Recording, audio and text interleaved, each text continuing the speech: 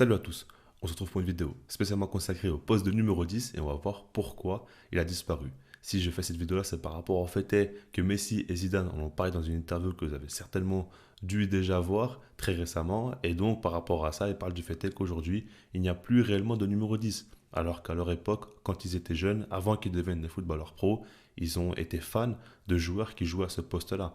Parce qu'ils étaient vus comme des magiciens, comme des joueurs qui étaient très très forts techniquement, qui étaient très créatifs et qui faisaient rêver la jeune génération à chaque fois. Et par rapport à ça, c'est important d'en parler et d'essayer de comprendre les raisons. Donc je vais donner mon opinion et mon point de vue par rapport à cela. On va commencer par le premier point qui concerne donc le half space. Je pense que vous le connaissez maintenant, hein. Ces joueurs-là qui jouent dans le demi-espace qui se situe entre l'ailier et l'attaquant.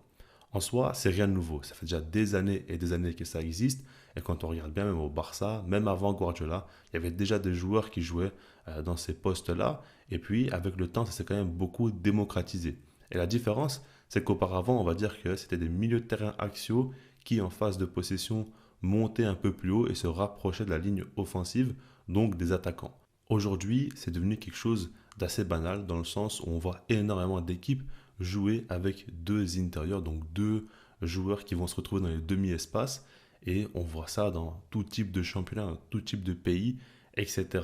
Et donc ces joueurs-là, pour moi, c'est eux qui ont remplacé le numéro 10. Parce que dans un premier temps, au niveau du positionnement, c'est les joueurs les plus axiaux et les plus hauts sur le terrain. C'est les joueurs qui sont le plus chargés de la création de jeu de leur équipe. Et donc c'est pour ça que je fais ce parallèle-là. On peut parler des joueurs comme Pedri, comme Musiala, comme Florian Wirtz, tous ces joueurs-là qu'on voit dans les demi-espaces qui auraient pu être des numéros 10 s'ils avaient joué 10 ans, 20 ans plus tôt, évidemment. Maintenant, quand on parle du poste de numéro 10, pour moi, l'une des plus grandes caractéristiques, c'est le fait que ces joueurs-là ont une grande liberté sur le terrain et c'est un petit peu ça qui les caractérise. Et aujourd'hui, c'est vrai que des joueurs qui ont une grande liberté, c'est devenu très très rare.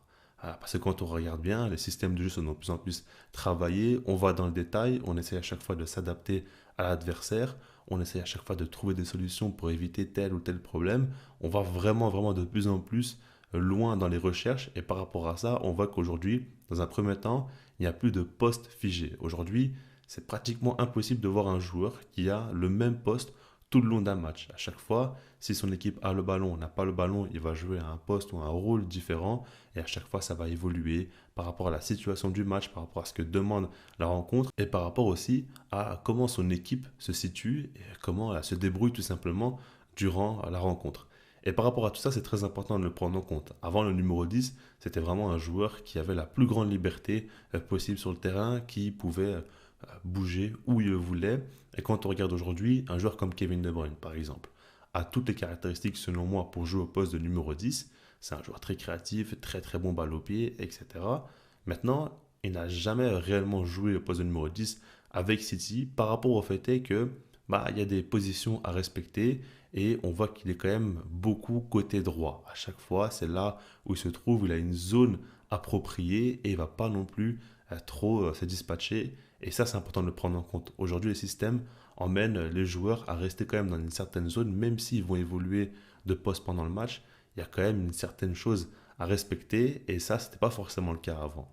En plus de ça, il y a un truc qui est très important. Si vous regardez un petit peu des anciens matchs, ce qui m'arrive quelquefois de le faire, on voit que les attaquants revenaient rarement en défense, faisaient rarement les replis défensifs, et ça, c'est très important de le prendre en compte. Parce qu'on voyait que ça donnait des matchs assez ouverts, où il y avait des espaces et où les numéros 10 pouvaient vraiment briller.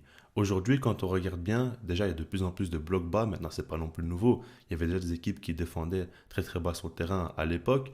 Mais ce que j'aimerais dire par là, c'est que même des équipes comme Manchester City, qui sont très dominatrices, aujourd'hui, elles doivent à certains moments jouer en bloc bas. Parce que le football a évolué, parce qu'aujourd'hui on a compris qu'avoir des idées de jeu trop offensives, ça amène une certaine limite et ça fait qu'il y a des matchs que tu ne pourras pas forcément gagner. Et donc tu prends toutes tes chances de ton côté et tu te dis que des fois c'est bien de se replier derrière et de jouer en transition, de jouer en contre-attaque. Et c'est ce que beaucoup d'équipes font aujourd'hui.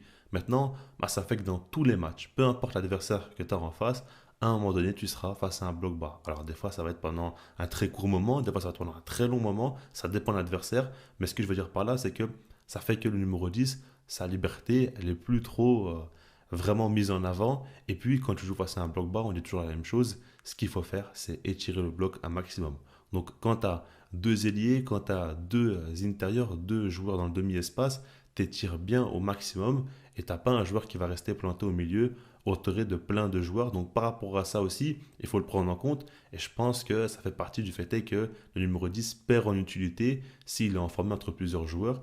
Donc, il faut trouver des joueurs qui sachent plus, on va dire, apporter dans différentes zones pour pouvoir faire mal au bloc bas et aux équipes en général dans tout type de situation.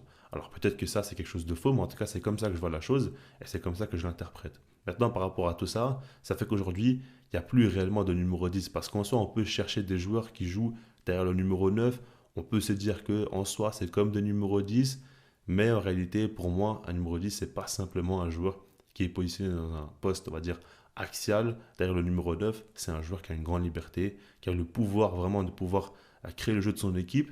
Et ça, c'est pas le cas chez les joueurs aujourd'hui. Alors peut-être qu'il y en a un ou deux et que j'ai pas vraiment pensé à cela, mais dans l'idée, on sait qu'il y en a beaucoup moins. Alors qu'auparavant, dans les meilleures équipes, il y avait très souvent quand même un numéro 10 qui était présent et qui avait toutes les caméras rivées sur lui, ce qui n'est plus réellement le cas aujourd'hui. Alors, beaucoup de gens sont un petit peu nostalgiques par rapport à ça. Moi, je ne pense pas forcément que ce soit une si mauvaise chose que cela. Parce que dans un premier temps, déjà, il faut des joueurs de grande qualité pour jouer à ce poste-là. Et est-ce que la génération actuelle est si talentueuse que la précédente et que celle d'avant encore? Je ne pense pas du tout. Et puis ce que j'aimerais dire aussi, c'est que le football évolue. Et tactiquement, il y a des nouveautés qui ont été mises en place. Il faut quand même le respecter, cela. Ça apporte d'autres choses. Ça fait que les matchs sont très, très dynamiques. Je pense qu'aujourd'hui, les matchs de football sont beaucoup plus facilement regardables que ceux d'auparavant. Parce qu'auparavant, il y avait quand même des moments où c'était quand même avec des temps faibles très significatifs. Aujourd'hui, il y a quand même beaucoup plus de rythme, beaucoup plus d'intensité. On voit beaucoup plus de choses. Deux équipes qui sont joueuses, etc. On peut voir plein de choses dans ce sens-là aussi. Et puis voilà quoi, c'est comme ça que le sport évolue et il faut accepter certaines choses. Et puis surtout que en soi, bah, comme je l'ai dit, les joueurs qui jouent dans le demi-espace, c'est pas vraiment si éloigné que ça des numéros 10. C'est un petit peu différent, mais ça s'en rapproche quand même un minimum. Donc voilà, je reste là-dessus. Puis sinon, moi je vous dis peace.